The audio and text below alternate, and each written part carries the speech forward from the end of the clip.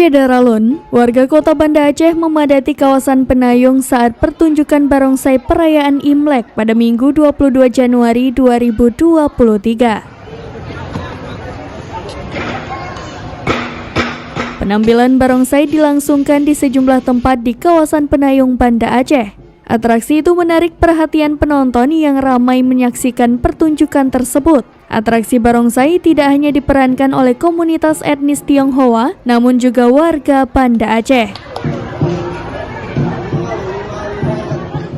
Pelatih barongsai Golden Dragon, Koh Acong mengatakan, perayaan Imlek 2023 pihaknya menampilkan persembahan terbaik barongsai tonggak.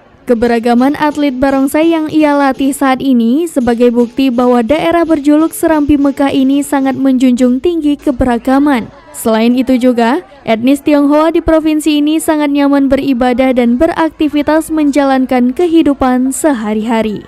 Dari Banda Aceh, Henry, serambinews.com.